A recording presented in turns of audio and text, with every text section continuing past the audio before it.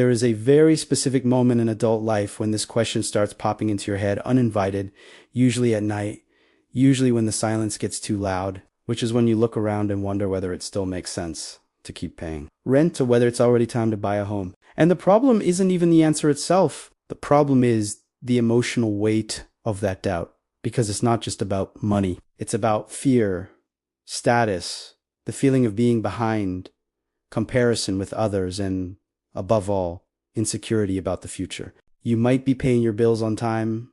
You might not even be in debt, but this question turns into a kind of constant ghost, because every time rent is due, you feel like you're throwing money away. And every time you think about buying a home, you feel a knot in your stomach. Just imagine being tied to a debt for 20 or 30 years. And this conflict keeps growing inside you, because no one ever explained this in a simple, human, and real way. They just threw ready-made phrases into your head like rent is money down the drain or people who buy property get rich, without ever explaining what this does to your mind, your decisions, and your peace. What almost no one admits is that this doubt tends to appear more strongly precisely when a person isn't doing badly financially, but also isn't at ease.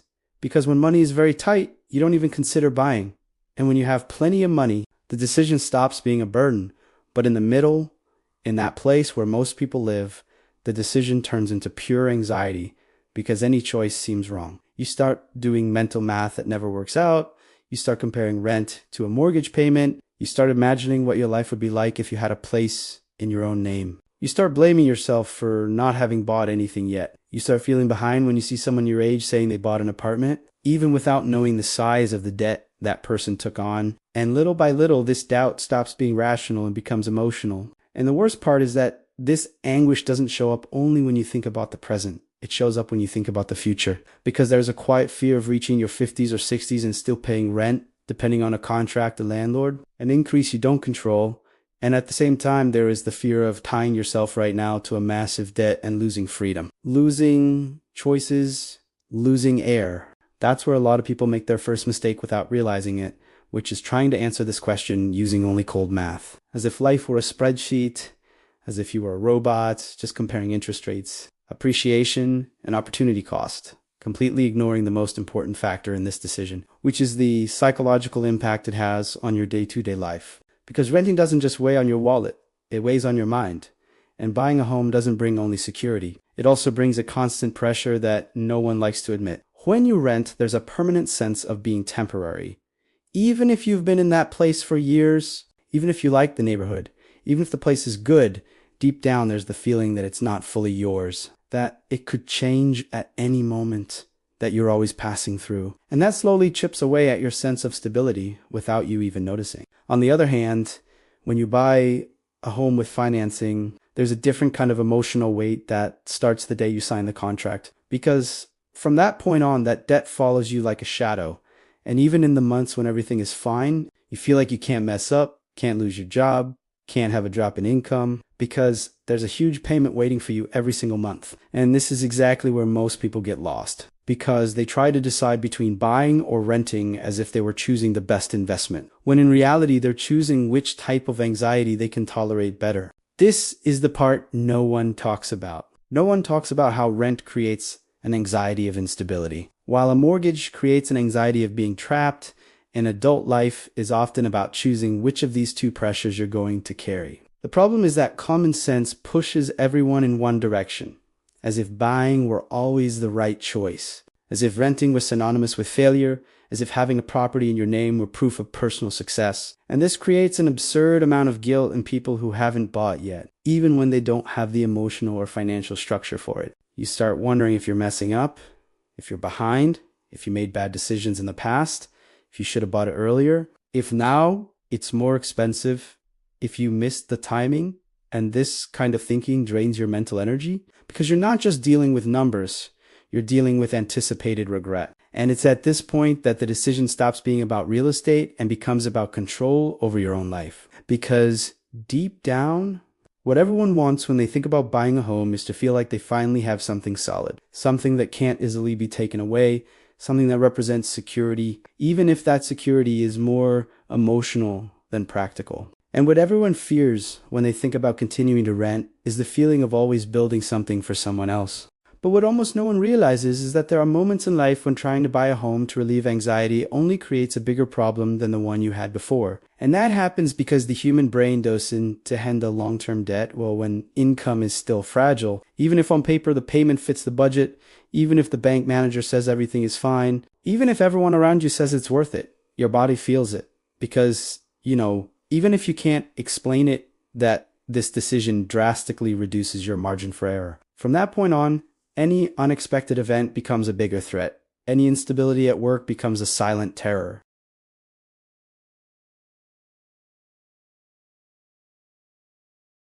Every force to move feels like a setback, and the feeling of paying for something that will never be yours starts to turn into contained anger. And that's why this question hurts so much, because there is no simple answer. And whoever tries to sell you a ready-made answer is usually ignoring the most important part of the equation, which is you. What you can emotionally handle today. How much pressure you can take without freezing. How much flexibility you still need to build your life. And how much stability you really already have.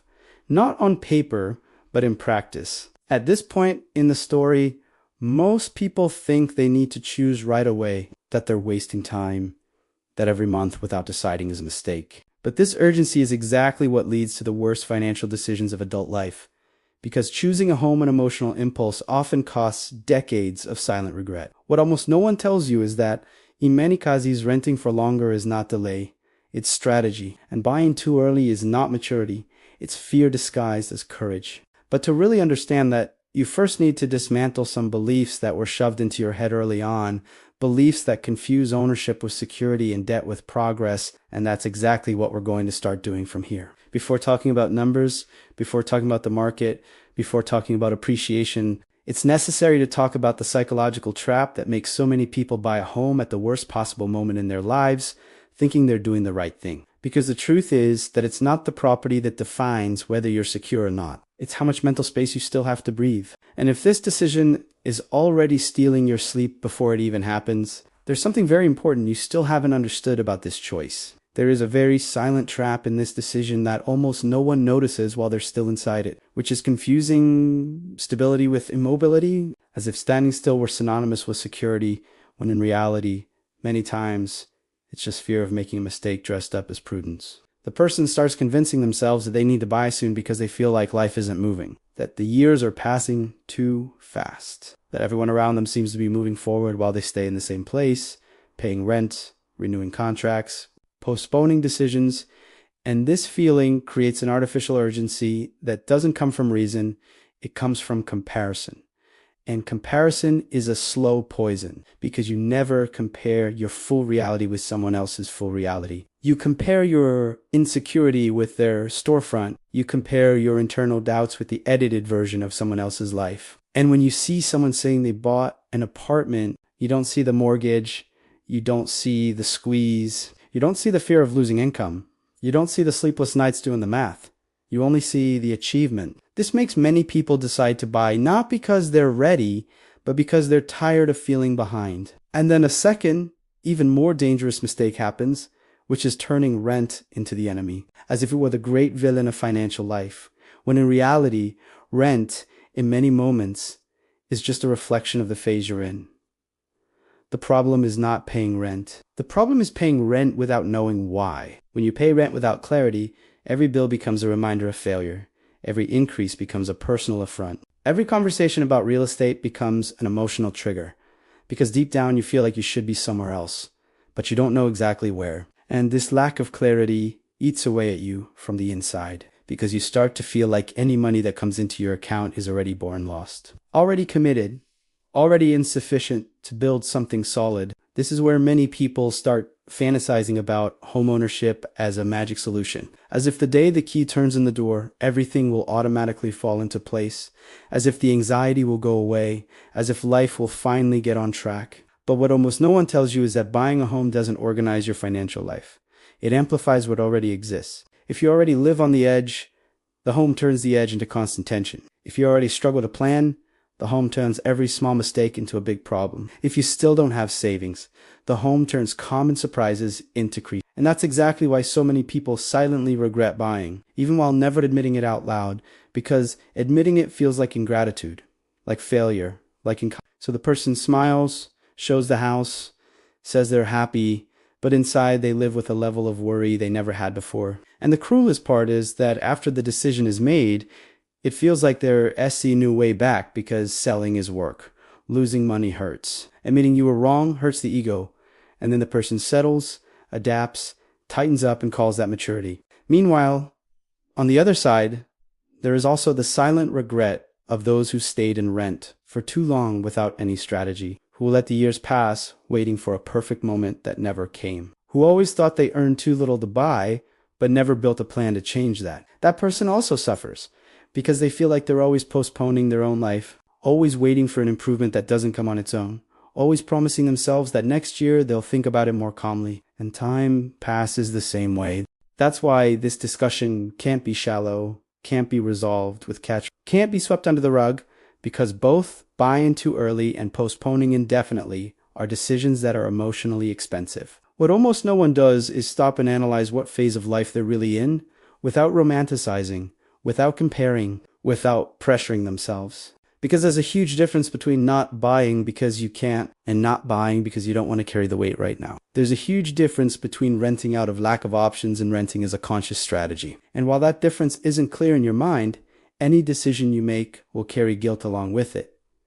Guilt for buying, guilt for not buying, guilt for thinking you chose wrong, guilt for thinking you wasted time. This constant guilt creates so much mental noise that you start making worse financial decisions in other areas because your mind is already tired, overloaded, always on high alert. It's at this point that many people start getting into more debt, start spending impulsively, start losing control. Because when the mind is under too much pressure, money becomes an attempt at quick relief, not a tool for building. And then comes a third very common mistake, which is trying to solve this anguish by studying too much without acting, consuming videos, opinions, simulators, spreadsheets, experts who say opposite things, until the point where the person knows a little bit of everything, but can't decide anything. The more information comes in, the more confused the decision gets, because you're not looking for clarity, you're looking for permission to feel less afraid. But that permission doesn't come from outside.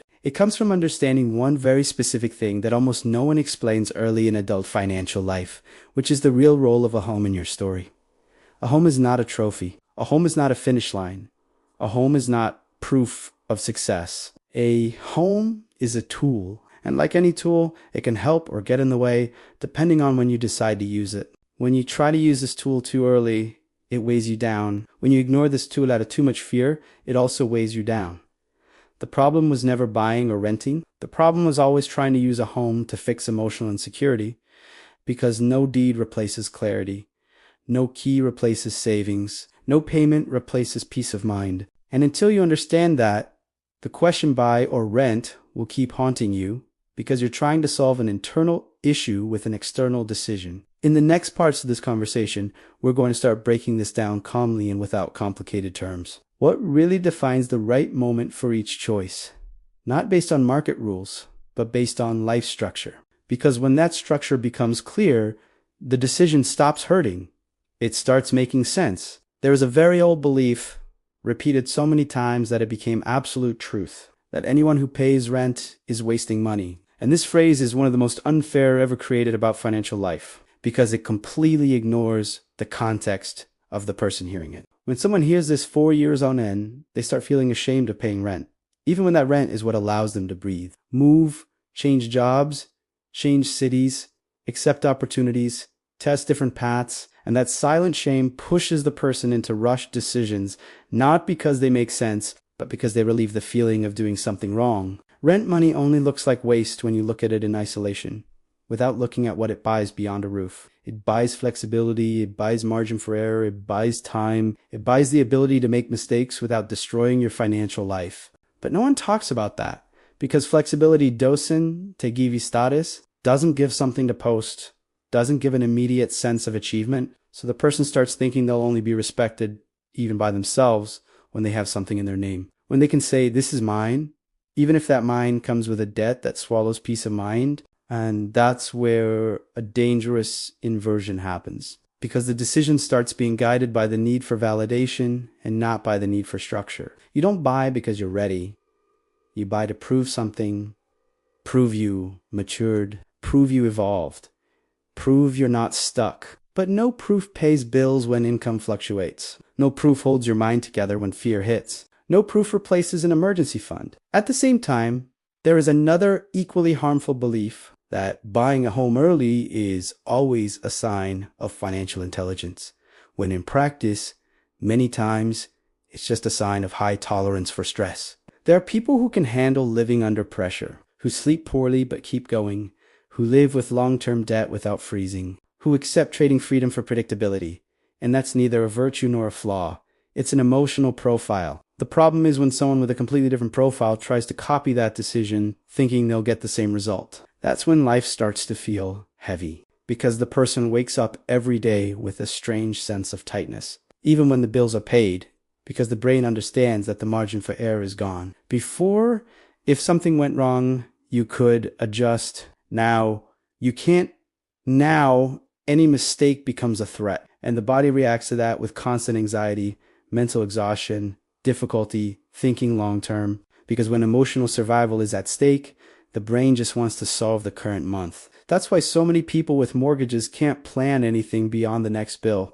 Not because they're irresponsible, but because they high overloaded. And when the mind is overloaded, it makes worse decisions, including financial ones. This is a point that almost never appears in conversations about real estate. But that changes everything, because it shows that the decision isn't just about how much you earn today, but about how predictable your income is, how stable your career is, how well you can adapt when something goes off plan. High income without predictability creates more insecurity than stable average income, and that completely changes the game. There are people who earn well but live in fear because they depend on commission, temporary contracts, uncertain bonuses, volatile markets, and taking on long-term debt in that scenario is like always walking on the edge, hoping nothing goes wrong. Meanwhile, there are people who earn less, but have predictability, know exactly how much comes in every month, can plan, can organize, can sleep better even with less money. These two people should not make the same decision, but common sense treats everyone the same, as if they were a right age,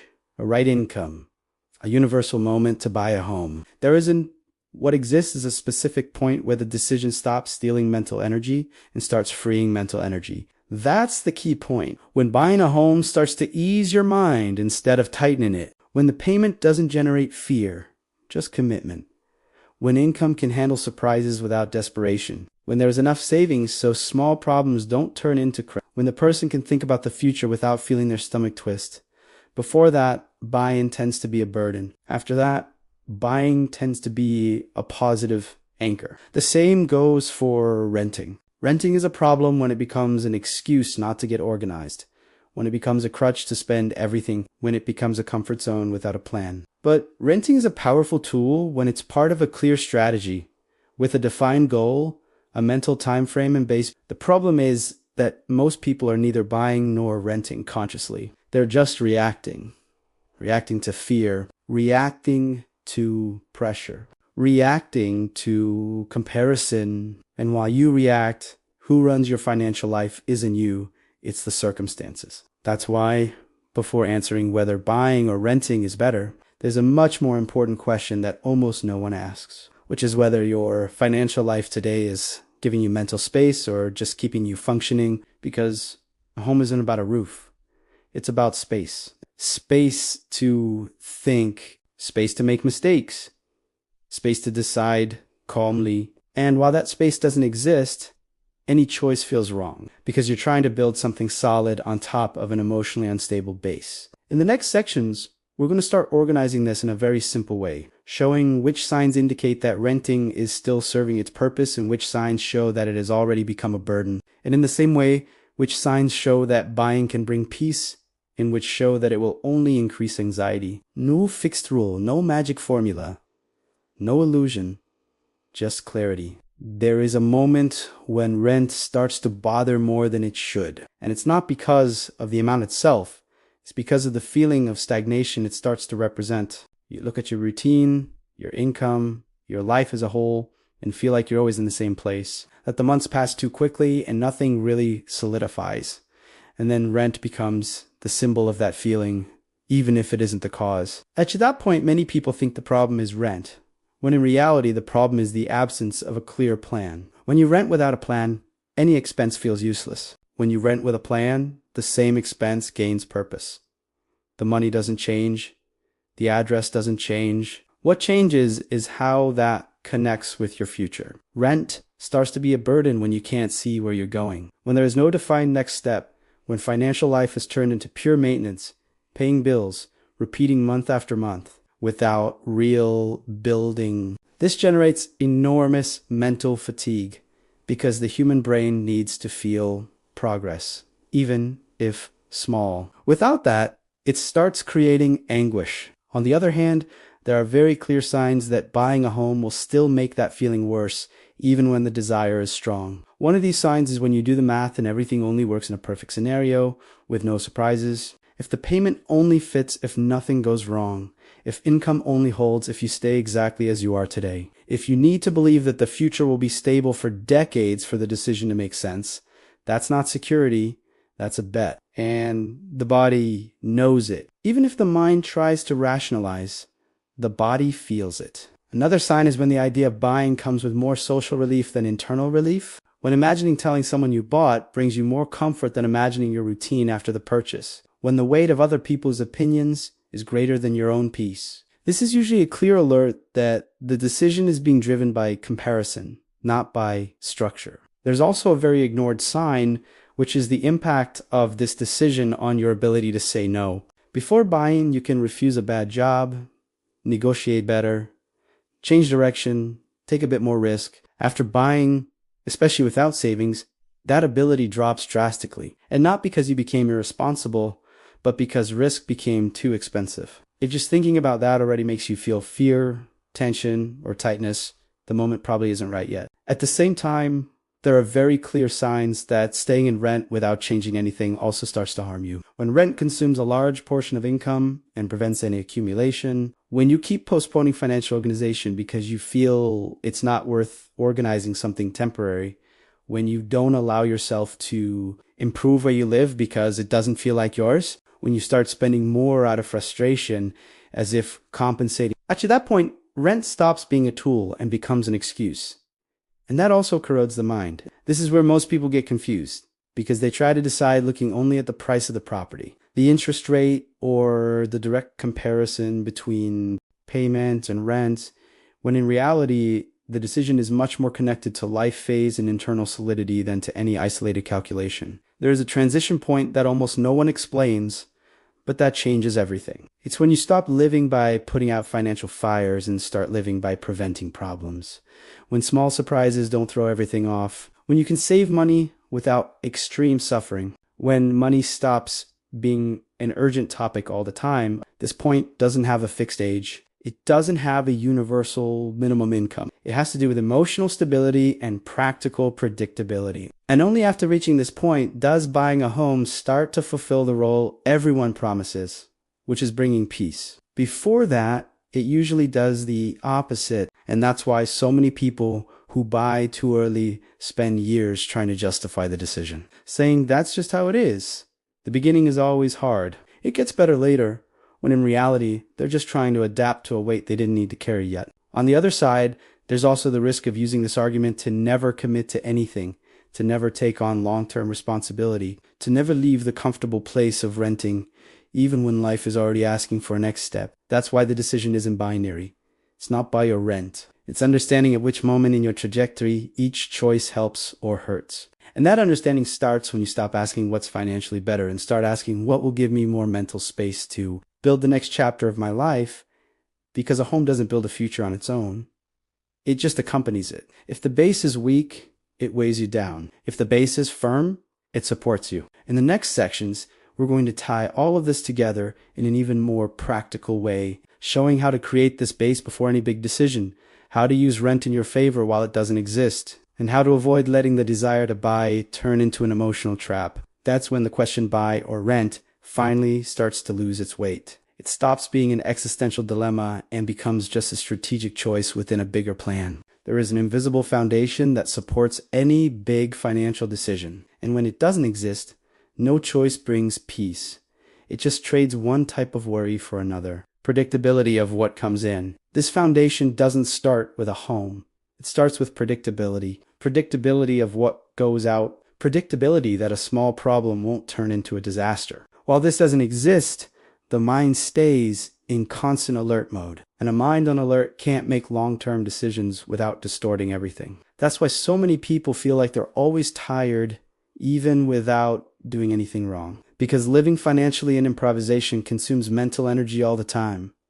You wake up already thinking about money. You go to sleep thinking about money. You make small decisions with fear. You postpone big decisions out of insecurity. In this state, buying a home feels like a definitive solution, almost like a life solve button. But what it does, in practice, is crystallize your current moment for many years. And that's dangerous when the current moment is still fragile. The foundation starts when you can go a few months without scares. When the car breaks down, but it doesn't turn into panic. When a medical expense comes up, but it doesn't turn into desperation. When the month gets tight, but it doesn't turn into debt. This changes everything because the brain leaves survival mode and enters a more rational, more strategic mode. Only in this state can you look at a mortgage and see commitment, not threat. Only in this state can you look at rent and see a tool, not waste. And this foundation isn't built overnight, nor does it require earning a lot of money. It requires consistency and clarity. Clarity that you can't take a step bigger than what your emotional structure can handle. Many people can pay the mortgage payment, but can't deal with the psychological weight of knowing they can't make mistakes for decades. This slowly erodes self-esteem because the person starts feeling trapped, limited, vulnerable, even when everything looks normal from the outside. This is where a point that's almost never talked about comes in, which is the difference between real security and symbolic security. Symbolic security is having something in your name.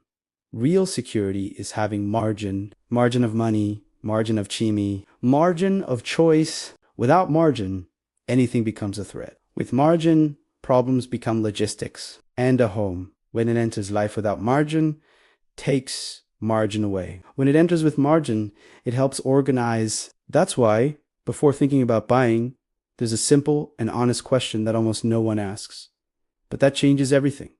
If my income drops today, how long can I sustain myself without panicking? It's not how long you pay the mortgage, it's how long you sleep in peace. If the answer is almost nothing, the home is not security yet, it's risk disguised. Actually, that moment rent is still playing an important role, even if it hurts to admit. It's protecting you from a pressure you may not yet be able to carry. But this protection only makes sense if you use that time to build something. Because staying in rent without using that flexibility to organize your financial life is wasting the advantage it offers. It's like having breath and not running, like having time and not learning. And then there comes a moment when flexibility itself turns into stagnation. That's why rent needs a mental deadline. Not an exact date, but a clear direction. Meanwhile, the foundation is built with small, consistent decisions, not with big impulsive moves. Saving a little every month, even if it feels insignificant. Organizing expenses to reduce tension, not to create a perfect spreadsheet. Creating a minimum cushion that gives you your sleep back. Because sleep is a better financial thermometer than any calculation. When you start sleeping better, thinking better, and reacting less, something changes internally. The idea of buying a home starts to feel less urgent, less emotional, less loaded. And that's a great sign because important decisions shouldn't come from urgency. They should come from clarity. At the same time, there is another very specific moment when staying in rent starts to get in the way more than it helps. It's when you already have margin, already have predictability, already have savings, already can handle surprises, but still feel a different kind of restlessness. Not fear, but lack of roots. You start wanting stability, not out of insecurity, but out of maturity. You want to choose a place. You want to build routine. You want to reduce variables. You want to simplify life. At that point, the home stops being a symbol and becomes a practical tool for organizing life. The payment doesn't scare you. The commitment doesn't paralyze you. The decision doesn't take away freedom. It trades chaotic freedom for more stable freedom. And that trade is only healthy when it's conscious, when you know exactly what you're giving up and what you're gaining, not out of pressure, not out of comparison, not out of fear. That's when the question buy or rent loses the drama, because you understand it's not a definitive choice, it's a contextual one. There are phases when renting is intelligence. There are phases when buying is maturity, and missing the timing is what hurts. In the next sections, we're going to tie all this together even more simply, showing how to identify this turning point without magic formulas, without unrealistic promises, just with clear signs from your own daily life. That's when the decision stops being a burden and becomes a natural step. There is a moment when the confusion disappears without fanfare, not because someone gave you the right answer, but because the question changes place inside you. Before, the question was loaded with fear, urgency, comparison, guilt. Now, it starts to sound more neutral, almost practical, and that happens when your financial life stops being a minefield and becomes predictable ground. You're still not rich. You still don't have everything figured out, but you're no longer on the edge of collapse every month. And that difference is huge. Actually, at that point, you realize that the decision to buy a home doesn't need to solve all your problems. It just needs to not create new ones. And that's a brutal shift in mindset, because many people, by expecting the home to organize life when the right thing is for life to already be minimally organized before the home comes in. When that happens, the internal conversation changes. You no longer think I need to buy before it's too late. You start thinking, if I buy now, what exactly changes in my routine, in my head, in my margin for error? And when you do that exercise honestly, without romanticizing, without pressuring yourself, the answer usually becomes very clear. Some people realize that buying now would mean trading one anxiety for a bigger one. And that's fine. Some people realize that buying now would reduce mental noise, reduce uncertainty, reduce wear and tear. And that's fine too. The problem was never the decision. It was always the reason behind it. When the reason is fear, the decision weighs you down. When the reason is clarity, the decision supports you. That's when you start seeing something that used to feel invisible, which is the hidden emotional cost in each choice. Rent has an emotional cost when you feel stuck. A mortgage has an emotional cost when you feel trapped. The difference is that one of these costs decreases with organization and the other only decreases with structure. And confusing that creates unnecessary suffering. Many people try to fix the discomfort of rent with a mortgage when they really just needed a plan. Many people try to fix the fear of a mortgage by staying in rent forever when they really just needed a foundation. When you understand this, you stop treating the decision as definitive. You understand that buying a home isn't an eternal marriage. It's a contract within a context. And contexts change. Your income changes. Your mind changes. Your life changes. The mistake is freezing life at a moment when you're still figuring yourself out. Another important point that becomes clear at this stage is that the home doesn't need to be perfect. When the decision comes from anxiety, the person wants to get everything right at once. The best neighborhood, the best standard, the best deal, as if it were the only chance in life. When the decision comes from clarity, the home becomes just a possible step, not the final step. This takes away a huge weight. You stop looking for the dream home and start looking for the possible home. The home that fits, the home that doesn't steal your sleep, the home that solves today's problem without stealing tomorrow. And that completely changes the game, because many people go too deep into debt, not because of the home itself, but because of the expectation they put on it. Expectation of status, of validation, of emotional repair. When you remove that from the equation, only what matters remains: cost, comfort, location, impact on routine, impact on freedom, impact on peace. That's where the decision starts to become simple. Not easy, but simple. And simplicity is a huge relief for anyone who has spent years living in financial confusion. You start realizing that maybe there isn't a universal answer to buy or rent, but there is a very personal answer to what makes sense now. And that's liberating, because it takes you out of the invisible race against others, takes you out of the guilt of not being at the same pace, takes you out of the pressure to prove something. You start building your financial life in your own time, at your own pace, with less noise, with less fear. And curiously, that's when the future starts to feel less threatening, because you realize you don't need to solve everything today. You just need to not sabotage yourself. You just need to not take on weights you can't carry. You just need to not run away from responsibilities you already can handle. And that line is clearer than it seems when the mind is calm. In the next sections, we're going to close this conversation by showing how to turn this clarity into a practical decision. Without drama, without heroics, without unrealistic promises, and how to move forward without asking yourself every month whether you chose wrong. Because true financial peace doesn't come from getting everything right.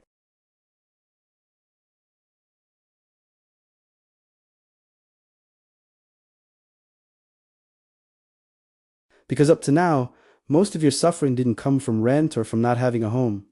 It came from the constant feeling that any choice could compromise your entire future. And when life feels too fragile to make mistakes, any decision becomes unbearable. But when you start building foundation, margin, and predictability, something curious happens. The future stops looking like an abyss and starts looking like a path with curves. It's no longer all or nothing.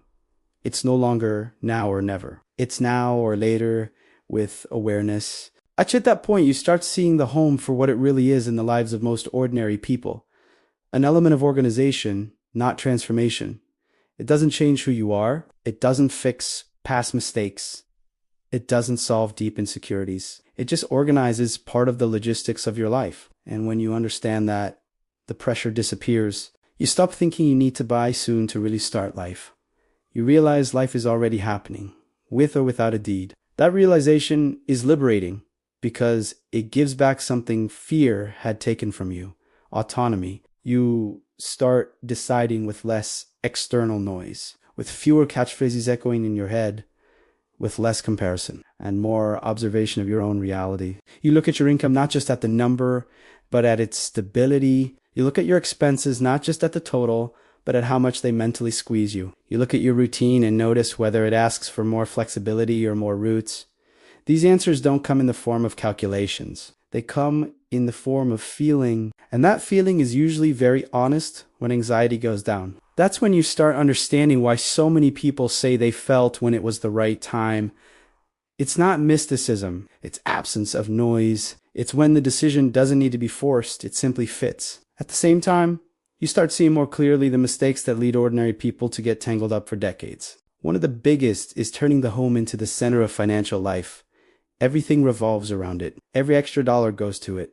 Every dream is conditioned on it. And that creates a life that's too tight, even when salary increases. Because the person may grow financially, but doesn't grow in mental freedom. Another common mistake is treating the home as a mandatory investment, even when it clearly isn't a priority at that moment. The person buys because everyone buys, because it's the right thing to do, without knowing whether it fits their reality. And when they realize it doesn't, they're already too stuck to get out without pain. These mistakes don't happen because of lack of intelligence.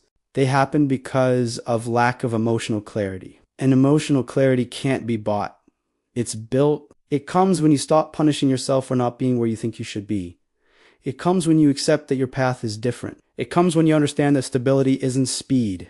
It's consistency. Up to that point, something very important changes in how you deal with money. You stop using big decisions to compensate for small frustrations. You stop using long-term commitments to relieve momentary insecurities. You stop using the future as an emotional crutch. And that protects you from expensive mistakes. You start making simpler decisions, more aligned with your reality, and paradoxically, more effective. Because good financial decisions are rarely exciting. They're calm. They don't create euphoria. They create silence. And silence, for someone who has lived years in financial anxiety, is a huge gift. You start realizing that maybe you don't need to decide everything now. That maybe the next step isn't buying, but better organizing what already exists. Or maybe it's buying something smaller, simpler, more compatible with your phase. Or maybe it's continuing to rent, but with clear intention, defined objective, mental deadline. All of these options are valid when they come from awareness. None of them is a sign of failure. Failure is living for years carrying a doubt that could have been resolved with internal honesty. And when that honesty finally appears, the question buy or rent loses the emotional force it once had. It becomes just another adult life decision. Important? Yes. But not defining who you are. Not determining your worth. Not proof of success or delay. In the next sections, We're going to close this journey, tying all of this into a simple and clear view so you can move forward without this constant weight, without this endless comparison, without this feeling of always owing something to the future. And you take back control of the decision.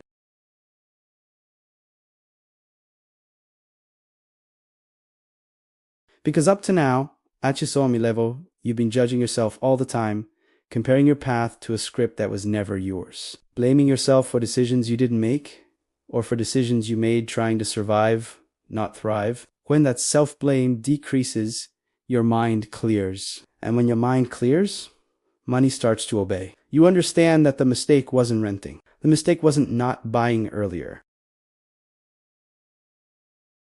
It came from lack of control, from lack of predictability. When you start fixing that, little by little, the decision about a home loses the symbolic weight it carried. It stops being an emotional answer and becomes a natural consequence of your organization. You start realizing that no one wins financially because they bought a home. People win when they can sustain choices over long periods without destroying themselves emotionally. Some people sustain rent well for many years. Some people sustain a long mortgage well, and some people break trying to sustain something that doesn't match their structure. That's why copying other people's decisions almost always goes wrong, because you copy the result, but not the context. You don't copy the stable income. You don't copy the savings. You don't copy the emotional profile. You don't copy the life moment. And when the context isn't the same, the result won't be either. At this point in the journey, you start understanding something liberating. There is no perfect decision. There is a sustainable decision. The sustainable decision is the one you can maintain without going to war with yourself, without losing sleep, without living in constant fear, without needing to justify yourself all the time. And that decision is usually less grand than the ego would like, but far more comfortable than anxiety allows you to imagine. This is where many people realize they might not need to buy the home they idealized. They might need to buy the home that solves, or maybe they don't need to buy now. When that becomes clear, the feeling of failure disappears. You stop seeing yourself as someone who hasn't made it yet. You start seeing yourself as someone who is building at a possible pace with the resources you have. And that internal shift is worth more than any deed because it gives you back financial dignity. You stop feeling ashamed of your reality. You stop hiding in conversations about money. You stop feeling inferior. And you start acting with more calm, more firmness, and more coherence. Curiously, it's at this moment that money starts to go further, not because it increased, but because it stopped being wasted on compensatory decisions. You spend less to relieve frustration. You take on fewer commitments to prove something. You choose better where to put your energy. And that speeds everything up. What once seemed distant starts to feel possible. What seemed impossible starts to become concrete. Not by magic, but by consistency. And when the day of the decision comes, whether to buy or to keep renting, it doesn't come with a racing heart. It comes with serenity. You look at the choice and think, this makes sense now. And that's enough. You don't need anyone's approval. You don't need to prove anything.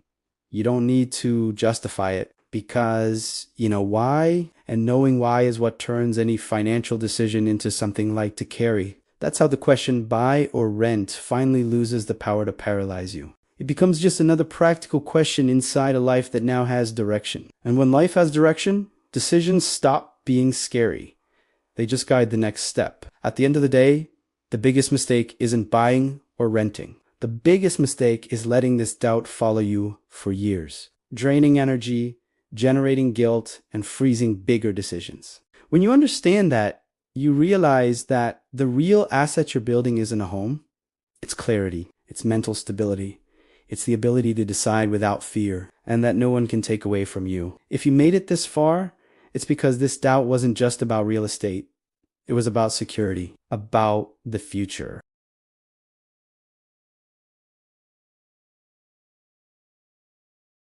And if you watched until the end, comment the word clarity. So I know